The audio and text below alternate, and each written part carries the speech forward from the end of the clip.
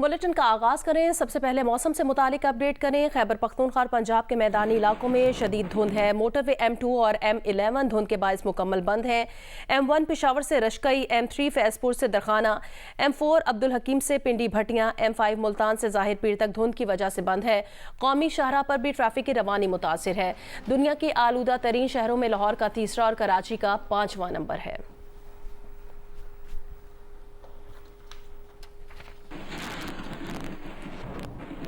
मगरबी हवाओं का सिस्टम आज से मुल्क पर असरअंदाज होने का इम्कान है। महकमा मौसमियात की आज से कोयटा समेत बलूचिस्तान के मुख्तलिफ इलाकों में बारिश की पेशगोई की गई है। पहाड़ों पर बर्फबारी भी हो सकती है।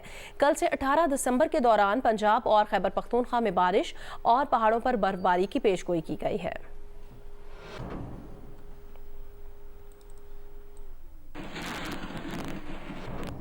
लाहौर और गिरदनवा में स्मॉग का सिलसिला जारी है, जिससे शहरियों को परेशानी का सामना है। तफसील बताएंगे जियो न्यूज़ के नुमाइंदे।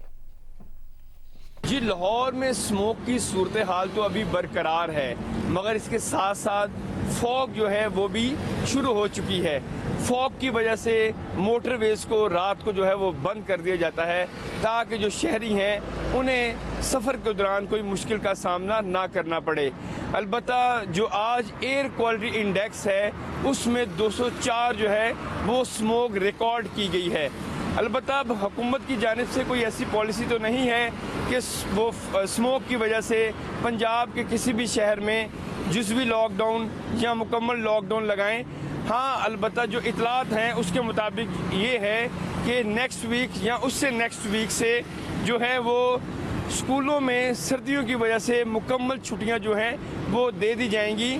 और जो तिबी माहिरीन हैं उनका ये कहना है कि स्मोक की वजह से लोगों को खांसी, नज़ला, ज़ुकाम और डिफरेंट जो सेहत के इश्यूज़ हैं उनका सामना करना पड़ रहा है। इसलिए ज़रूरी ये है कि अगर बारिश हो जाए तो ये जो मसाइल हैं ये हल हो सकते हैं। अलबत्ता जो अभी महकमा मौसमियात हैं उनके मुताबिक तो अभी बारिश का कोई ऐसा इम्कान जो आने वाले करीबी दिनों में नहीं है। अलबत्ता जो तिबी माहिरीन हैं उनका ये भी कहना है कि जब भी लोग सफ़र करें वो गर्म लिहाफ ज़रूर पहने, मास्क का इस्तेमाल ज़रूर करें, ताकि वो जो डिफरेंट किस्म के हेल्थ इश्यूज़ हैं उससे वो बच सके। खुर्दनी तेल की किल्लत दूर करने के लिए हुकूमत पंजाब ने सूरजमुखी की काश्त का हदफ बढ़ाकर 1,25,000 एकड़ और पैदावारी हदफ 1,40,000 टन मुकर्रर कर दिया है। दूसरी तरफ खाद की किल्लत और ब्लैक मार्केटिंग से गंदम के साथ साथ सूरजमुखी की पैदावारी हदफ भी खतरे में पड़ गया है।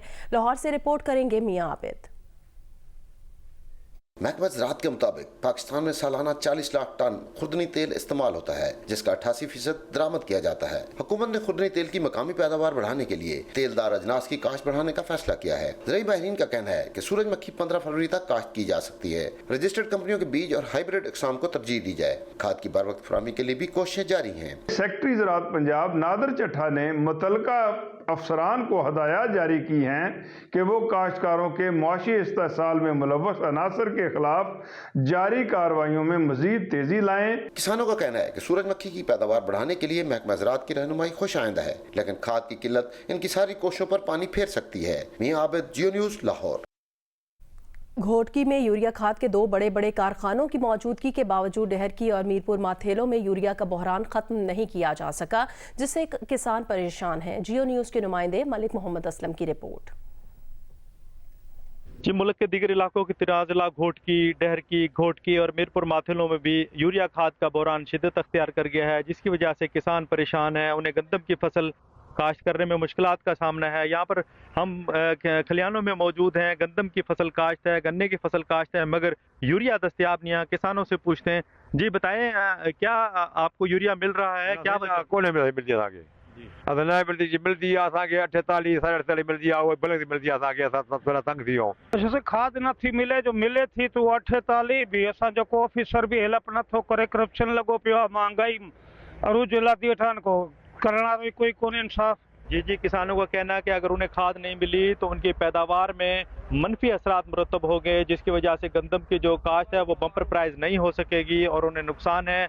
उनका मुतालबा है कि यूरिया खाद मुहैया की जाए। टांक में डेरा रोड पर वाक़ पुलिस लाइन पर दहशतगर्दों ने हमला किया। पुलिस का कहना है हमले में 2 पुलिस एहलकार शहीद और 2 जख्मी हो गए। पुलिस की जवाबी कार्रवाई में एक दहशतगर्द हलाक हो गया। पुलिस के मुताबिक दहशतगर्दों ने हमला रात 3 बजे के करीब किया।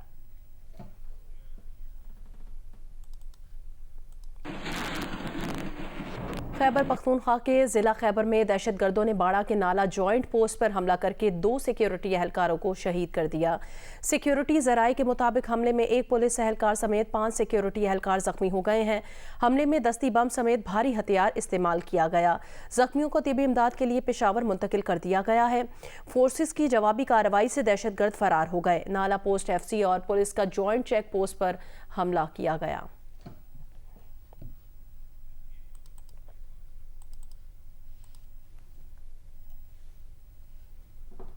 ऑफिशियल सीक्रेट एक्ट अदालत ने साइफर केस की कार्रवाई प्रिंट, इलेक्ट्रॉनिक और सोशल मीडिया पर नशर करने पर मुकम्मल पाबंदी आयद कर दी है। ऑफिशियल सीक्रेट एक्ट अदालत के जज अबुल हसनात जुल्करनैन ने हुक्म जारी किया, प्रिंट, इलेक्ट्रॉनिक और सोशल मीडिया पर कोई कार्रवाई नशर नहीं की जाएगी। पैमरा और PTA को इस बारे में हिदायत पर पाबंदी की हिदायत की जाती है। कोई भी खिलाफ वर्जी हुई तो इस पर ऑफिशियल सीक्रेट एक्ट के तहत कार्रवाई की जाएगी। पैमरा और PTA को अदालती हुक्म की कॉपी फराहम की जाए ताकि खिलाफ वर्जी ना हो। साइफर केस का ट्रायल इन कैमरा करने की प्रोसिक्यूशन की दरख्वास्त मंजूर की जाती है। बानी PTI और शाह महमूद कुरैशी की फैमिली मशरूत मौजूद होगी। शर्त होगी कि अदालती कार्रवाई को फैमिली मेंबरान किसी जगह बयान नहीं करेंगे।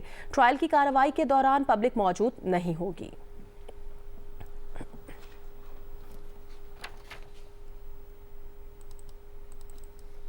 सुप्रीम कोर्ट में जस्टिस मज़ाहिर अली अकबर नकवी के खिलाफ सुप्रीम जुडिशल काउंसिल में शिकायत पर जस्टिस मज़ाहिर नकवी की दरख्वास्त पर 3 रुकनी खुसूसी बेंच आज समाअत करेगा। जस्टिस अमीनुद्दीन की सरबराही में जस्टिस जमाल मंदुखेल और जस्टिस मुसर्रत हिलाली बेंच का हिस्सा हैं। जस्टिस मज़ाहिर अली अकबर नकवी ने सुप्रीम जुडिशल काउंसिल की कार्रवाई और शो कॉज चैलेंज कर रखे हैं।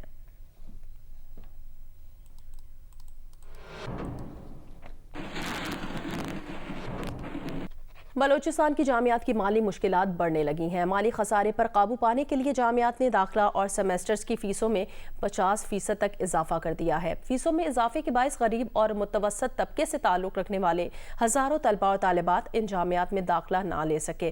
कोयटा से रिपोर्ट करेंगे नदीम कौसर। कोयटा की सरियाब रोड पर वाक़ ये जामे बुलिस्तान है। इस दरसगाह को सूबे की कदीम यूनिवर्सिटी होने का एजाज़ हासिल है।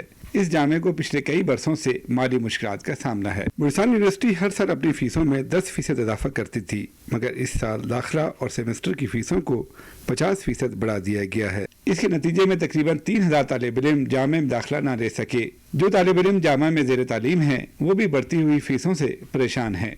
हमारा फीस जो पहले था 11000 था, अभी बढ़ा दिया गया है, 37,000 किया गया है। जो स्टूडेंट अफोर्ड भी नहीं कर सकते, सारे जिनका स्टूडेंट्स का बैकग्राउंड पुअर फैमिली से। हमारे घर वाले भी मतलब पेट काट कर ही हमारी फीसेस जमा करवाते, तो अभी काफ़ी जो अभी रिसेंटली जो इंक्रीज़ हुई है तो इससे हमें बहुत ज़्यादा मुश्किलात दरपेश आ रही है। जामिया बुलिस्तान का सालाना बजट 4 अरब रुपए है। 13,000 तालिब इल्मों से सालाना 72 करोड़ रुपए फीसों की मद में वसूल होते हैं। HEC सालाना 59 करोड़ रुपए, जबकि हुकूमत बुलिस्तान 1 अरब रुपए ग्रांट देती है। इन सब के बावजूद जामिया बुलिस्तान को 1 अरब 70 करोड़ रुपए खसारे का सामना है। कुछ ऐसी ही सूरत हाल का सामना बुलिस्तान university of information technology and management sciences को भी है, जहाँ 10,000 तालिब इल्म तो जरूर हैं, मगर जामिया का सालाना खसारा 1 अरब 20 करोड़ रुपए से जायद है। सरदार बहादुर खान वुमेन यूनिवर्सिटी और लसवेरा यूनिवर्सिटी का माली बुरान भी सर उठा रहा है। मसला ये है कि यूनिवर्सिटी के फाइनेंस जो है न सूबाई गवर्नमेंट ओन कर रही है यूनिवर्सिटियों को, न मरकज़ी हुकूमत ने HEC। सूबाई गवर्नमेंट ने इस साल के बजट में और पिछले 2-3 सालों के बजट में सिर्फ 2.5 अरब रुपए तमाम सूबे की जो सरकारी जामियात है उसके लिए रखे हैं। माहिरीन तालीम का कहना है कि एक तरफ बुलिस्तान में शरह ख्वानदगी मुल्क में सबसे कम है, तो दूसरी तरफ फीसों में इजाफे से तालिब इल्मों का जामियात तक ना पहुँच पाना किसी अलमियत से कम नहीं। जामियात फीसों में बेतहाशा इजाफे के बजाय अपने इंतजामी मामलात की दुरुस्तगी पर तवज्जो दें तो शायद ज़्यादा तादाद में तालिब इल्म की रोशनी से मुनव्वर हो सकें। कैमरामैन एक्मी रॉजर के साथ नदीम कौसर, जियो न्यूज़, कोयटा। कराची में गार्डन से पुलिस ने 4 रुकनी डाकुओं का गिरोह सरगना समेत गिरफ्तार कर लिया है। मुलजिमान बैंक से रकम निकलवाने वाले शहरियों से लूट मार करते थे। तफसील जानेंगे जियो न्यूज़ के नुमाइंदे कमर अली मस्तोई से। कमर, बताएगा इस कार्रवाई से मुतालिक। ये इंतहाई मतलूब गिरोह है जो कि शहर में जो है बैंक डकैतियों और घरों में डकैतियों में मुलविस है। दौरान तफ्तीश गिरफ्तार डकैत ने ये इंकशाफ किया है कि वो 20 सालों से शहर के मुख्तलिफ इलाकों में लूटमार की वारदातें कर रहे हैं। मुल्जिमान का जो निशाना है बैंक से रकम लेकर निकलवाने वाले शहरी होते थे। मुल्जिमान का एक साथी शाहिद जो बैंकर मौजूद होता था और जो शहरी भाई रकम लेकर बैंक से निकलता था। मुल्जिम शाहिद जो अपने दीगर साथियों को फोन पर उसकी इत्तला देता था, उसके बाद जो है वो बैंक से रकम निकलने वाले शहरी को लूट लेते थे। इसी तरह शहर के दीगर इलाकों में दर्जनों वारदातें मुल्जिमान ने इंकशाफ किया है कि वो 20 सालों से शहर में जो है वो डकैती की वारदातें कर रहे हैं। गुज़िश्ता साल मलिर शमसी सोसाइटी में साबिक एडिशनल IG कराची के दोस्त से भी मुल्जिमान ने 30 लाख रुपए की नकद रकम, असला और दीगर कीमती अशिया लूट ली थी। इसके अलावा लांडी, कोरंगी, गुलशन इकबाल समेत दीगर इलाकों में घरों में डकैतियों की वारदातों में भी मुल्जिमान जो है वो मुलविस हैं। जी। इस्लामाबाद में काले शीशे वाली गाड़ियों और गैर नमूना नंबर प्लेट्स के खिलाफ एक्साइज डिपार्टमेंट ने क्रैकडाउन का आगाज कर दिया है। गैर नमूना नंबर प्लेट वाली गाड़ी की रजिस्ट्रेशन मुअत्तल कर दी जाएगी। कानूनी नंबर प्लेट के इस्तेमाल तक गाड़ी की रजिस्ट्रेशन को मुअत्तल रखा जाएगा। इस्लामाबाद से रिपोर्ट करेंगे आसिफ बशीर चौधरी। एक्साइज डिपार्टमेंट इस्लामाबाद ने काले शीशों वाली गाड़ियों और गैर नमूना नंबर प्लेट्स के खिलाफ एक्शन का आगाज कर दिया है। डायरेक्टर एक्साइज इस्लामाबाद बिलाल आजम कहते हैं कि पहले मरहले में काले शीशे उतरवाकर वार्निंग दी जा रही है। जल्द कानूनी कार्रवाई का आगाज भी शुरू कर देंगे।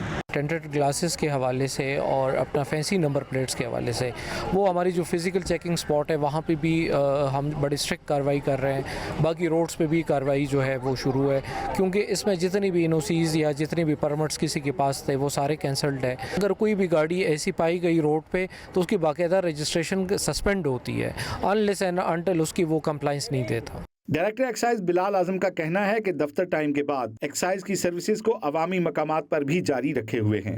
अपने शहरियों को हम डोर स्टेप के अलावा इस्लामाबाद के पार्कों में फैसिलिटेट करते हैं। बहुत अच्छा एक्सपीरियंस रहा। With in a few minutes से सारा काम हो गया, कोई लाइन वाइन ऐसी नहीं थी and staff was very cooperative. They should keep it up, very good service. दफ्तर में जाते थे तो काफ़ी रश था। यहाँ पे अभी दफ्तर के बाद टाइम भी हमें मिल जाता है कि हम अपनी इंस्पेक्शन वगैरह यहाँ पे करवा सकते हैं। बिलाल आजम ने बताया कि दूसरे शहरों से रजिस्टर्ड होने वाली गाड़ियों की उनके अपने शहरों में ही फिजिकल चेकिंग को भी यकीनी बना रहे हैं। कैमरामैन खलीक अहमद के साथ आसिफ बशीर चौधरी, जियो न्यूज़, इस्लामाबाद।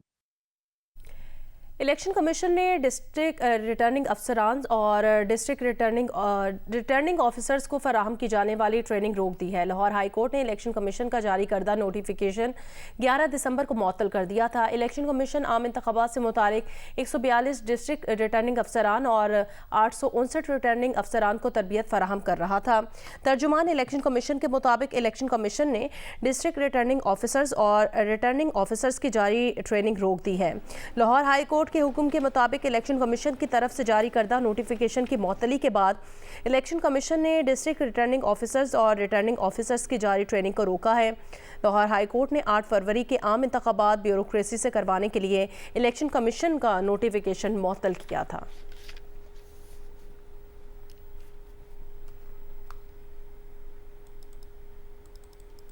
तर्जुमान इलेक्शन कमीशन का कहना है चेयरमैन PTI की प्रेस कॉन्फ्रेंस के दौरान इलेक्शन कमीशन पर इंतखाबात मुलतवी कराने के इल्ज़ामात को मुस्तरद करते हैं। मौजूदा सूरत हाल का इलेक्शन कमीशन को किसी भी तौर पर जिम्मेदार नहीं ठहराया जा सकता। ये अवाम को गुमराह करने की नाकाम कोशिश है। 8 फरवरी को इलेक्शन करवाने के तमाम इंतजामात मुकम्मल हैं। तर्जुमान इलेक्शन कमीशन ने एक बयान में कहा कि डिस्ट्रिक्ट रिटर्निंग अफसरान और रिटर्निंग अफसरान का तकर्रुर और उनकी ट्रेनिंग भी शुरू कर दी थी। ये इलेक्शन शेड्यूल का अहम जुज़ है कि शेड्यूल का ऐलान होते ही कागजात नामजदगी का इजरा और वसूली की जा सके। PTI की तरफ से DROs और ROs के तकर्रुर को चैलेंज करने और उनकी तकर्रुरी की मुअत्तली की बात की सूरत हाल पर कमीशन ने गौर किया। जल्द ही इस पर आइंदा का लाहे अमल तय किया जाएगा। इलेक्शन कमीशन ने सुप्रीम कोर्ट से रुजू करने की खबरों की भी तरदीद करते हुए ये खबर बेबुनियाद है। इलेक्शन कमीशन शफाफ इंतखाबात के इनेकाद के लिए जामे मंसूबे पर अमल पैरा है और इस हवाले से तमाम अहदाफ को बरवक्त मुकम्मल किया जा रहा है।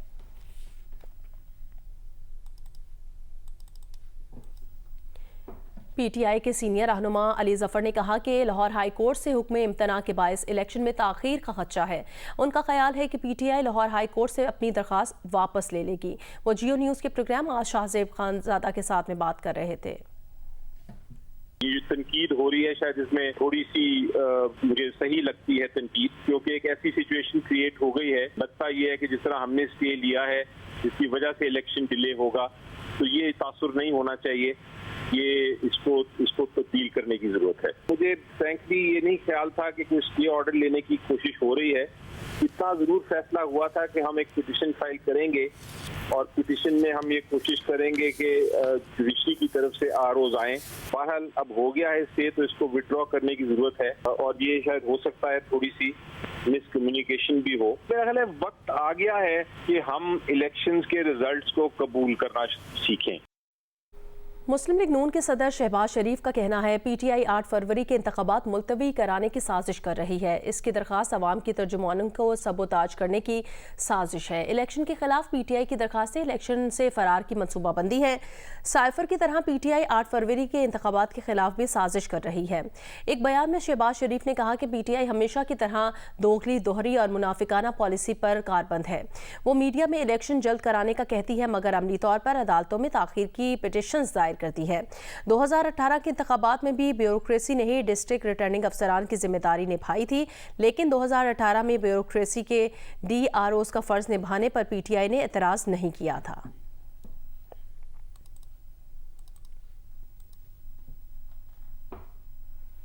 चेयरमैन तहरीक इंसाफ बैरिस्टर गोहर खान का कहना है इलेक्शन कमीशन नोटिफिकेशन से ROs और DROs की ट्रेनिंग रोकी गई। इससे इंतखाबात मुलतवी करने की साजिश नजर आती है। इंतखाबी शेड्यूल बर वक्त जारी होना चाहिए और अदालती अमला इलेक्शन अमल में शामिल किया जाए। खेल के मैदान से खबर है, पाकिस्तान और ऑस्ट्रेलिया के दरमियान पर्थ टेस्ट के दूसरे दिन का खेल जारी है। ऑस्ट्रेलिया ने 6 विकेटों के नुकसान पर 424 रन बना लिए हैं।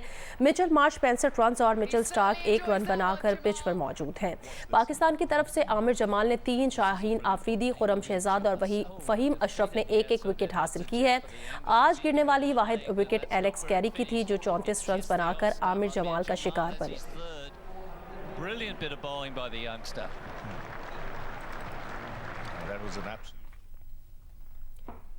ACC अंडर 19 एशिया कप का सेमीफाइनल आज पाकिस्तान और मुत्तहिदा अरब अमारात के दरमियान खेला जाएगा। दूसरे सेमीफाइनल में भारत और बांग्लादेश मद्दे मुकाबला आएंगी। पाकिस्तान टीम अब तक इवेंट में नाकाबिले शिकस्त है।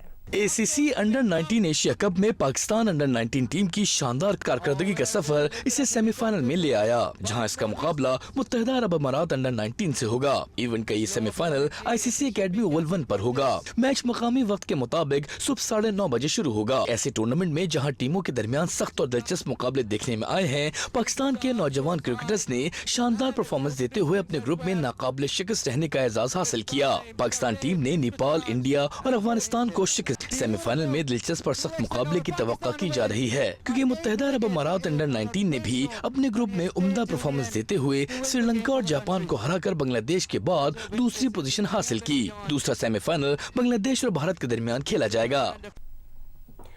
मुल्तान में पावर्ड बाय विमेन प्रोजेक्ट के तहत एलीट विमेन लीग की 6 टीमों के दरमियान मैच जारी है, जिनमें जनूबी पंजाब की खवातीन क्रिकेटर बढ़ चढ़कर हिस्सा ले रही हैं। मजीद बताएंगी जियो न्यूज़ की नुमाइंदा कशमाला इमरान।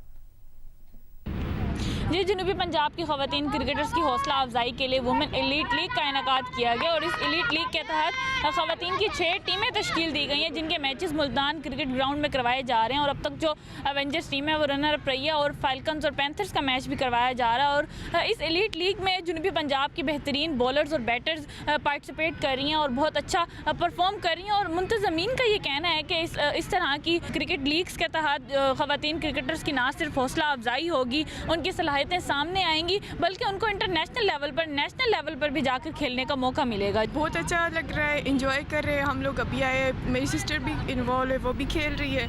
साइबेरिया से सिंध आने वाले आबी परिंदों का गैर कानूनी शिकार किया जा रहा है। महकमा वाइल्ड लाइफ गैर कानूनी शिकार करने वालों के खिलाफ कानूनी कार्रवाई करने में नाकाम है। किंजर झील और हालीजी झील इन मेहमान परिंदों की पसंदीदा जगह है, ताहम यहाँ शिकारी गैर कानूनी शिकार करके इन परिंदों की नस्ल को नुकसान पहुँचा रहे हैं। पकड़े गए इन परिंदों को सरेआम फ़रोख्त किया जा रहा है, जबकि होटलों में इनके गोश्त की मुख्तलिफ डिशेस भी तैयार की जा रही हैं। महकमा वाइल्ड लाइफ ने अब तक गैर कानूनी शिकार को रोकने के लिए कोई मौसर कार्रवाई नहीं की।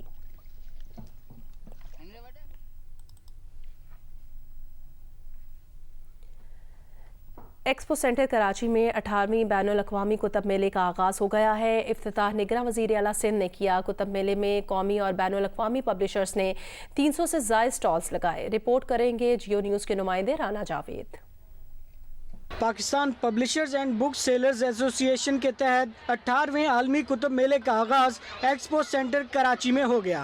5 रोज़ा कुतुब मेले में किताबों के 330 स्टॉल्स लगाए गए हैं। इफ्तिताही तकरीब में निगरां वज़ीर आला सिंध जस्टिस रिटायर्ड मकबूल बाकर ने कहा कि किसी माशरे की तकमील और तरक्की के लिए किताब की अहमियत कलीदी हैसियत रखती है। किताब की अहमियत किसी भी माशरे के लिए और किसी भी माशरे की तकमील के लिए सब पे आया है, और ये किताब ही है जो हमें शऊर देती है, हमें अगली मंजिलों तक ले जाती है, हमारी तरक्की और हमारी तक़वियत का बायस बनती है। काश के हमारे यहाँ किताब की अहमियत को आज से बेहतर समझा जाता। कुतुब मेले के कन्वीनर वकार मतीन ने कहा कि हुकूमत ने दरामदी पॉलिसी में कागज़ और किताबों पर बेइंतहा ड्यूटी लगा दी है।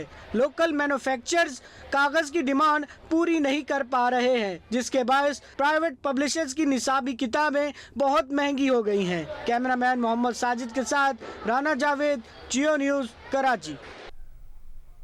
काशगर के म्यूज़ियम में दिखाया गया कि कैसे शहर काशगर का कदीम शहर अब इससे चंद साल पहले तक एक कच्ची बस्ती था, जिसे तज़ीनो आराइश करके बहाल किया गया है।